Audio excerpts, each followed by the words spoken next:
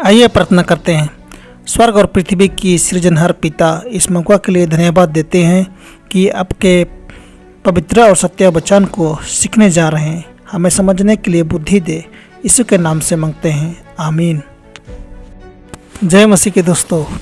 सहयोग।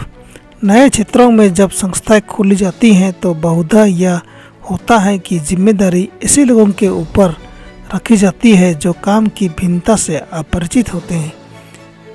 ये लोग बड़े असुविधाओं के अधीन काम करते हैं और जब तक उनका और उनके सहकारियों का प्रभु की संस्थाओं में निस्वार्थ हित न हो तो ऐसी स्थिति उत्पन्न हो जाएगी जिससे उसकी उन्नति में बड़ी बाधा पड़ जाएगी।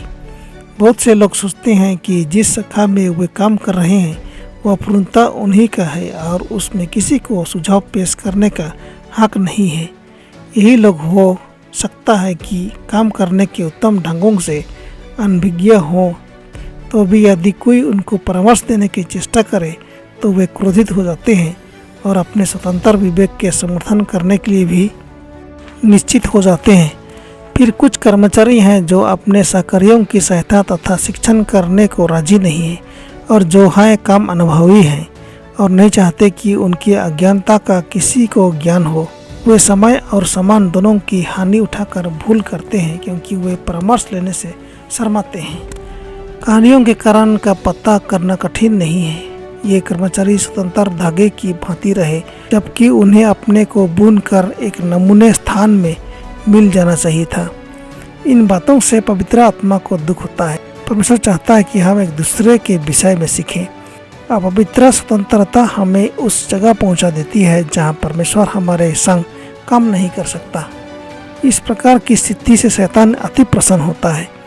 प्रत्येक कर्मचारी की जांच की जाएगी कि वह परमेश्वर की संस्थाओं की उन्नति के लिए परिश्रम कर रहा है या अपने हितों का पालन कर रहा है। जो पाप प्राय निरुपाय तथा असाध्य है वह है अपनी अनुमति का गर्भ।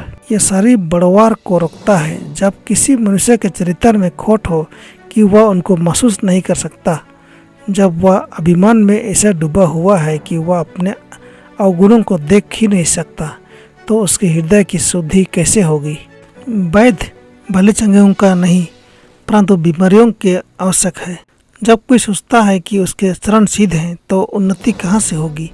जो संपूर्ण हृदय से मसीही है वह खरा भद्रा पुरुष है। परमेश्वर आप सबों को आशीष दे, आमीन।